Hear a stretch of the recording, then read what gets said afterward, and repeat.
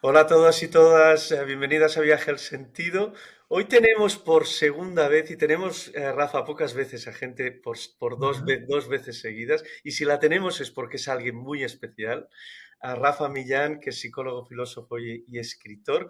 Y hoy, Rafa, vamos a romper, Venga. porque ya es que llevamos muchos viajes ya de mucha teoría, muy mentales, que hemos repasado 50.000 modelos, y ahora lo que queremos hoy es hablar desde la verdad pero desde la verdad de uno mismo y de lo que ve en su alrededor, no desde las teorías, de los modelos, del tal, que ya sabemos que no lo sabemos todos.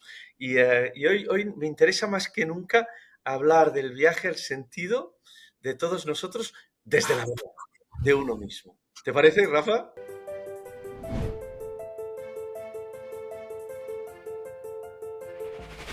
Mm. Lo primero, mira, te voy a hablar desde mi práctica concreta. Justo la otra mañana tenía una persona en consulta cuyo principal problema es que le cuesta mucho determinarse y tomar decisiones.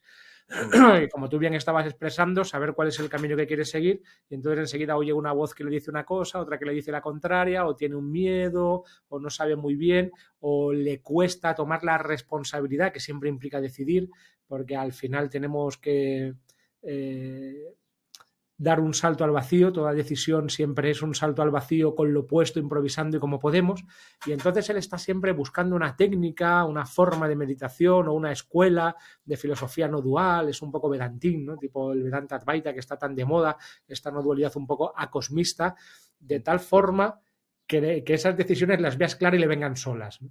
Y a Sí. mí, sin embargo, desde la mirada psicológica me parece que está haciendo un poco de trampas, porque cuando lo planteo en lenguaje teológico con él, desde una metáfora teísta, todo el lenguaje es metafórico, incluso hablar de Dios es una forma de hablar, por supuesto, yo le digo, él me dice, es que yo quiero hacer lo que Dios quiera. Y yo digo, es que yo creo que lo que Dios quiere es que tú decidas lo que tienes que hacer y te hagas cargo y te hagas responsable libremente de tu decisión.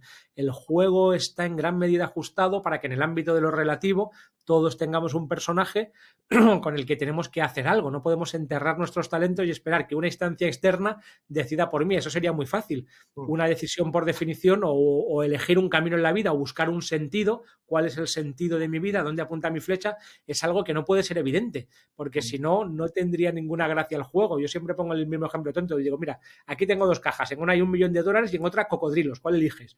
Eso no Mm. es una decisión. La decisión es que yo tengo que dar un salto al vacío con lo opuesto y tomar responsabilidad de lo que elija para bien y para mal, y eso es lo que hace que la vida tenga chispa, tenga drama y tenga gracia.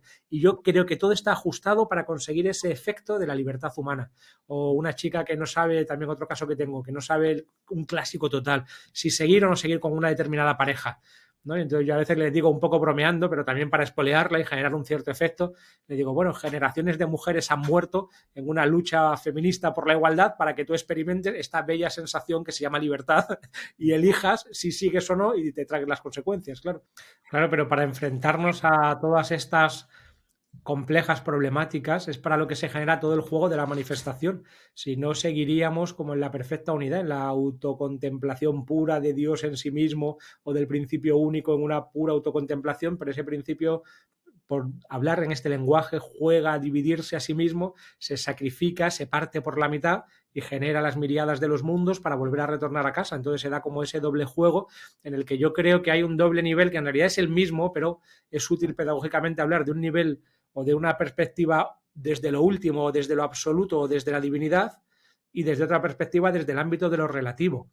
Y yo creo que en mi visión, que intenta ser lo más integral posible, creo que no están separadas, que son no dos. Me parece que esa es la verdadera mirada no dual, que llevar al fondo y al límite nuestras vidas individuales como animales, como personas, como seres sociales, como ciudadanos del siglo XXI, de una determinada cultura y con una determinada forma, llevar eso al límite es lo que nos puede universalizar.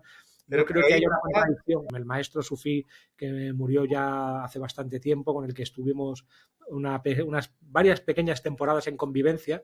Entonces él era una persona que, para empezar, tenía siempre el mismo iluminoso estado de ánimo todo el tiempo. No tenía vida privada de ningún tipo, estaba siempre entregado a los demás, recibiendo gente, no dormía apenas, echaba una especie de cabezadita de media hora, de una hora, y con eso le valía.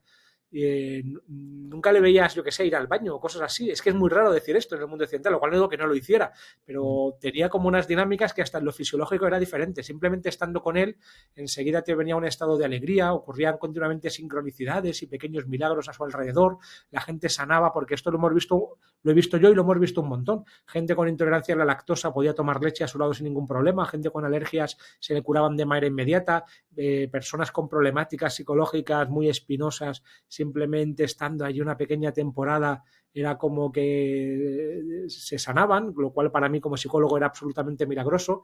Entonces yo no he conocido a nada que le llegue ni a la suela de los zapatos a esto. Entonces cuando alguien va de iluminado, yo lo comparo con esta persona y casi siempre me parece de risa.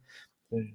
Algo parecido, pero no la conozco, solamente la he visto durante un fin de semana en uno de los encuentros que hizo, fue Amma. Me dio una sensación parecida, de que en ella sí que me parecía que había algo muy potente y muy intenso, que simplemente entraba en la sala con decenas de miles de personas y hasta el aire parecía cambiar. Y después de darte el abrazo, estábamos María y yo como flotando, ¿no? Que no, nos había dejado como totalmente descolocados. Y el tiempo que estuvimos allí, ella parecía que estaba totalmente presente, que en cada abrazo estaba totalmente atenta, como estaba Maulana, con ese mismo estado de ánimo, de presencia plena, de una apertura total a lo que está ocurriendo, pero a ella apenas le conozco, ¿eh? El único que puedo hablar seguro es de Maulana, y es la única persona que he conocido, y no he conocido a nadie ni que se le acerque de lejos, y él llevaba una vida súper disciplinada, estaba todo el tiempo en práctica, en oración, en devociones, en entrega a los demás, en servicio, sobre todo. La prueba para mí es que alguien es espiritual. De hecho, Maulana decía 3 cosas: que la verdadera espiritualidad se distingue porque es gratis, no se cobra por ella, porque no hay que organizarla, porque si de alguna manera uno está alineado con la voluntad divina o con la voluntad de la totalidad, no hay nada que hacer y nada que organizar, y porque está en permanente servicio a los demás. La persona que alcanza este nivel no tiene vida privada, no quiere nada para sí mismo, no dice, no, me voy al cine a ver una peli o voy a darme un paseíto, ¿no? Ese tipo de cosas dejan de existir en ese nivel. Pero yo solamente he conocido a una persona que esté ahí. Otra cosa es que algunos podamos tener atisbos de vez en cuando, bueno, pero eso es algo, es como gotitas, ¿no? Del océano en el que le estaba nadando permanentemente. Porque si no, no tendría gracia la vida humana. Si hubiera una autopista despejada y clara, sería como un videojuego en que solamente hay que caminar hacia adelante y llegas a la meta. Sería muy aburrido, no tendría sentido, ¿no? El Dios o la divinidad o la totalidad juega todos los juegos posibles y esta es la gracia de la vida. No podemos tal vez saber cuál es el camino a la iluminación o a la santidad en otro lenguaje, pero tal vez sí, escuchándote hablar, podemos intentar saber cuál es el camino hacia la sinceridad y la autenticidad, y eso humildemente es lo más que podemos hacer en esta vida. Y si somos realmente sinceros y honestos con nosotros mismos, es por ahí, por ese agujerito estrecho, por ese pequeño camino donde podemos encontrar algo de iluminación o algo de espiritualidad. No la vamos a encontrar de otra manera, fingiendo que somos lo que no somos, como hoy en día ocurre en tantos espacios o en tantos ámbitos, con personas. Y en tu caso, Rafa, em, en estos 30, 40 últimos años, ¿qué sientes que ha sido muy transformador en tu evolución? Si tuvieras que... Entiendo que es todo, ¿no, Rafa? Porque igual ahí todo nos influencia y todo nos afecta y son mil micro cosas, ¿no?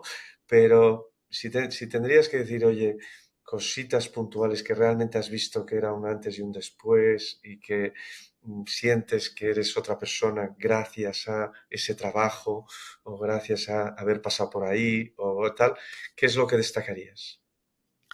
Pues mira, te voy a dar una respuesta que es la que podría dar Maulana.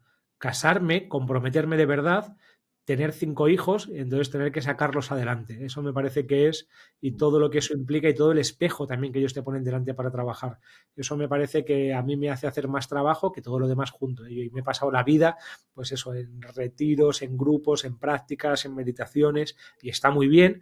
Tal vez si no hubiera hecho todo ese camino no habría llegado a casarme y tener hijos, pero en mi caso concreto eso ha sido lo que me ha, digamos, lo que más me ha puesto la cabeza en la tierra o el corazón en el cielo o algo así, ¿no? Sí. Lo que ha dado más sentido a mi vida de una manera profunda, pero no sentido solo como padre, como un rol o una identidad de padre parcial, sino lo que más me ha hecho crecer y responsabilizarme de mí mismo. Como hoy en día la mayoría estamos muy maduros, yo creo que hay que empezar por la base, aunque esto sea políticamente incorrecto en el ámbito espiritual, más que ponernos a hacer grandes meditaciones, devociones, oraciones, buscar estados extáticos, alterados de conciencia, la mística, más bien lo que la gran mayoría Claro, cada caso es único, pero lo que la gran mayoría tiene que hacer en mi experiencia concreta son cosas muy sencillas, muy cotidianas y muy del día a día, que es lo difícil, que es trabajar en algo concreto y responsabilizarte de ese trabajo, tratar bien a los demás que tenemos cerca, tener una relación de pareja lo más sana y estable posible, este tipo de cosas. Lo Y que de nos lleva ahí, a la responsabilidad, la búsqueda de sentido, la disciplina, la capacidad de compromiso, es decir, lo que nos lleva a la madurez emocional. y no, Rafa, un placer inmenso, como siempre.